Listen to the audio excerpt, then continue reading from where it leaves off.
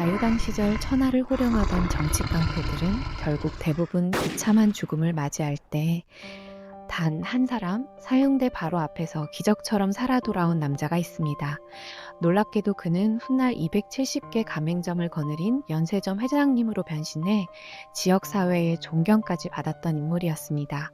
바로 유지광. 그는 죽는 순간까지 사무실에 이승만 대통령의 사진을 걸어두고 일본 야쿠자들까지 조문을 오게 만든 장본인입니다.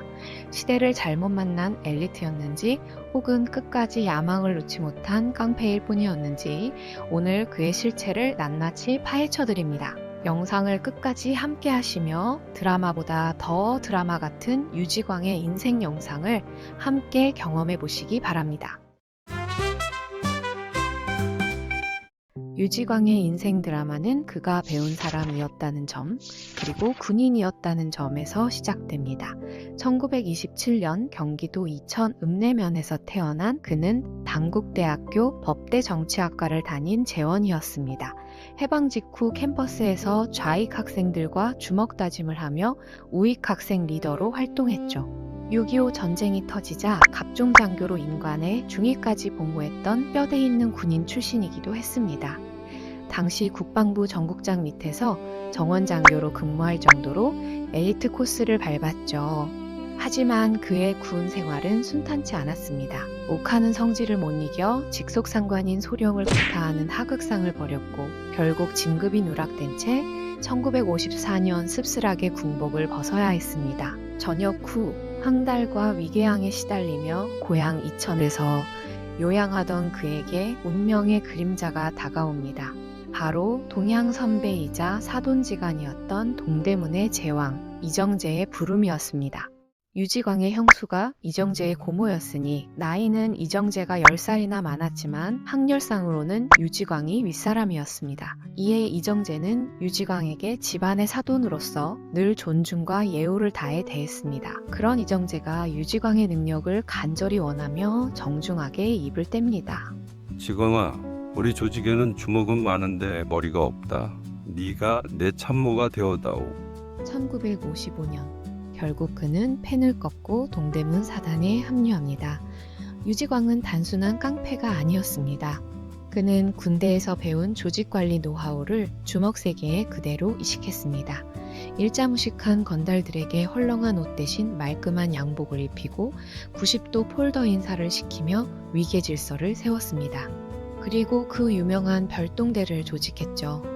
서울대 상대를 다니던 낙화유수 김태련, 도쿠야마 같은 대학생 주먹들을 영입해 오늘날 우리가 영화에서 보는 지능형 기업 조폭의 시초를 만든 것입니다. 하지만 그가 설계한 영리한 전쟁은 결국 국가적 재앙의 시작이었습니다. 참모장의 머리에서 나온 전술들이 어떻게 대한민국 현대사를 피로 물들이게 되는지 그 야만의 기록을 공개합니다. 유지광은 싸움 실력도 대단했을까요? 사실 그는 맨주먹보다는 머리와 무기를 쓰는데 능했습니다. 당시 주먹계에서 보기 드문 엘리트였던 그의 별명은 의외로 짱구입니다. 1958년 그 유명한 충정로 도끼 사건 아십니까? 라이벌 명동파가 트럭을 타고 습격해 올 것을 미리 간파한 유지광은 싸우는 대신 경찰을 이용해 그들을 검문하게 만들었습니다. 당황한 명동파가 경찰에게 도끼를 던지며 도망치게 만들어 결국 공권력의 손으로 라이벌을 일망타진시켰죠. 이것이 바로 유지광식의 전쟁이었습니다. 하지만 유지광의 명석한 두뇌는 잘못된 곳에 쓰였습니다. 1957년 장충단 공원 집회 방해 사건 당시 그는 연단에 난입해 책상을 부수고 마이크와 앰프에 휘발유를 뿌려 불을 지르는 테러를 지휘했습니다. 이 사건으로 8개월간 옥고를 치른 그는 감옥에서 읽은 화랑도 정신을 조직에 입히기로 결심합니다. 그는 이미 주먹계의 거물인 이정재의 직인이 찍힌 회원증을 발급하며 화랑동지회를 결성합니다. 이정재의 명성에 힘입어 조직은 전국 13개 지부, 회원 1000여 명으로 급성장합니다.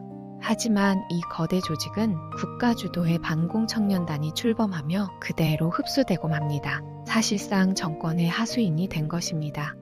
1960년 3.15 부정선거 당시 유지광과 그의 별동대는 상상을 초월하는 방법으로 선거를 조작합니다.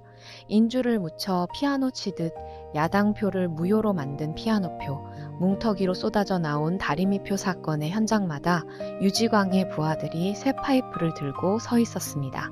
그리고 운명의 4월 18일, 반공청년단 수뇌부는 임하수를 통해 유지광에게 서대문 이기붕의 집을 사수하라는 명령을 내립니다. 당시 부정선거에 분노한 고대생들이 독재 정권의 2인자이자 부정선거의 몸통으로 지목된 이기붕의 집으로 몰려가 충돌하게 될 것을 우려해 이를 사전에 차단하라는 특명을 내린 것입니다. 결국 귀교하던 고려대 학생들과 청계천에서 마주치면서 비극이 시작됩니다. 학생들은 이미 해산 중이었지만 그 사실을 몰랐던 주먹들은 쇠파이프, 쇠갈고리, 벽돌을 휘둘렀습니다. 학생들을 사냥하듯 찍어 누른 이 잔혹한 사진이 동아일보 일면에 실리면서 잠자던 민심은 폭발했습니다.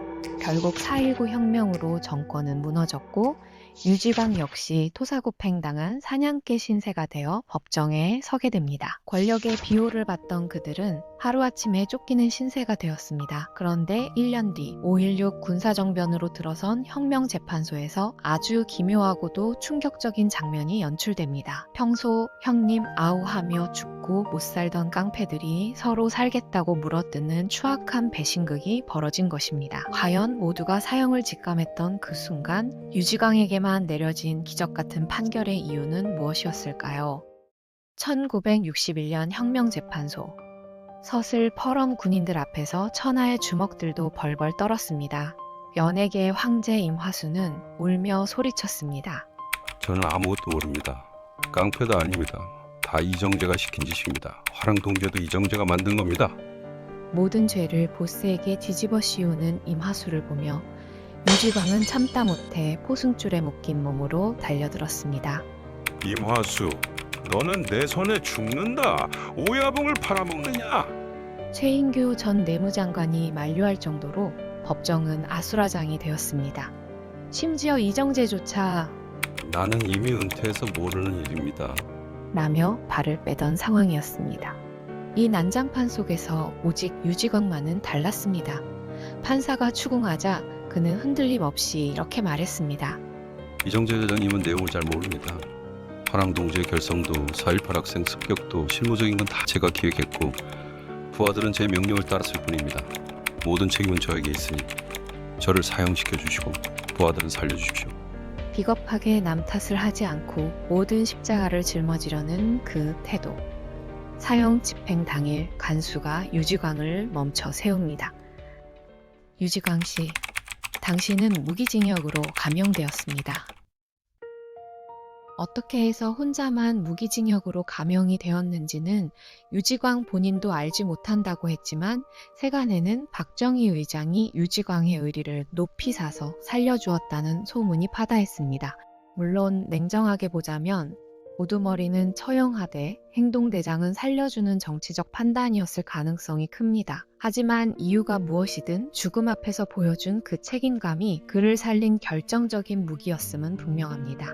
5년 6개월의 수감 생활을 마치고 1965년 석방된 유지광은 대지 영화사를 차려 영화 제작자로 변신합니다. 10여 편의 영화를 만들며 새 삶을 꿈꿨지만 세상은 그를 가만두지 않았습니다. 과거 연예계를 폭력으로 지배했던 임화수의 망령이 그를 따라다녔기 때문입니다. 임화수는 평화극장 대표이자 영화제작협회 회장으로서 배우들을 구타하고 군림하던 인물이었죠. 사람들은 유지광을 보며 제2의 임화수가 나타났다며 수군댔습니다. 결국 1974년 47세의 유지광은 고향 이천으로 낙향합니다. 그곳에서 시작한 동부연세점 유통사업은 270여 개의 가맹점을 거느린 제법 큰 기업체로 성장했습니다.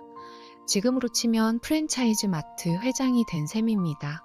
그는 이천 애양회 등을 조직하고 지역사회에서 불량배 없는 마을 만들기 운동을 하는 등 유지 대접을 받았습니다. 하지만 그의 내면은 여전히 과거에 머물러 있었습니다. 사무실에 이승만 전 대통령의 사진을 걸어두고 스승처럼 모셨고 이정재를 부를 때는 항상 회장님이라고 칭했습니다. 1981년에는 아무도 나서지 않던 이정재의 묘비를 직접 세웠죠. 힘이 전부라고 믿었던 과거가 부끄럽습니다. 하지만 우리는 나름의 대의와 신념이 있었습니다. 화랑동지에는 깡패들이 뭉쳐 거리 청소를 하는 등 새마을 운동의 효시 같은 유익한 일을 하려던 조직이었습니다. 이것은 사나이의 의리일까요? 아니면 자신의 과오를 정당화하려는 미화일까요? 그는 힘에 의한 지배가 얼마나 허황된 것인지 4.19가 가르쳐 주었다고 말하면서도 한편으로는 폭력 조직의 원로로서 일본 야쿠자를 방문하는 등 살아있는 전설의 삶을 즐겼습니다. 1988년 11월 12일 유지광은 후배의 결혼식 주례를 보던 중 심장마비로 갑작스럽게 세상을 떠납니다. 향년 61세. 그의 장례식은 한편의 느와르 영화였습니다. 도저히 한자리에 모일 수 없는 기묘한 인파가 집결합니다. 죽어서도 세상을 뒤흔든 그의 마지막 길에는 과연 누가 함께 했을까요? 그의 장례식에는 조의금만 1억 원이 거쳤는데 당시 돈으로 서울 아파트 한 채 값을 훌쩍 넘는 큰 돈이었습니다. 더 놀라운 건 조문객들이었습니다. 라이벌 명동파의 신상현, 거지왕 김춘삼, 심지어 일본 야쿠자 소아유신 연맹의 야마모토 회장과 대만 삼합회 관계자들까지 바다를 건너왔습니다. 적들마저 조문하게 만든 힘, 그것은 주먹이 아니라 그가 끝까지 지켰던 책임감 때문이었을 겁니다. 과거 명동파 식구였던 한 원로 주먹은 영정 앞에서 눈시울을 붉히며 이렇게 말했습니다. 지광 형님, 저승 가서는 제발 정치 같은 거 하지 마시고 그냥 술이나 한잔하며 편히 쉬십시오. 그들이 건너온 시대는 법보다 주먹이 가깝고 충성이 목숨보다 귀했던 날것의 시대였습니다. 하지만 그 거친 세월의 끝에서 유지광은 나는 깡패였다. 그것은 부인할 수 없는 나의 낙인이다. 라는 참에 섞인 기록을 남겼습니다. 유지광의 삶을 통해 우리가 확인하는 것은 분명합니다. 첫째, 책임지는 태도의 무게입니다. 죽음 앞에서도 부활을 위해 네타시오를 외쳤던 그 기백만큼은 오늘날 발뺌하기 바쁜 지도층들이 보고 배워야 할 점입니다.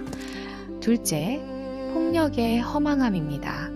그는 주먹은 결국 주먹으로 망한다고 뼈저리게 후회했습니다. 과거의 향수는 간직하되 의리와 정의를 잃지 않는 유지광의 삶. 어쩌면 그는 그 시대가 낳은 괴물이자 동시에 마지막 로맨티스트가 아닐까 하는 생각도 드는데요.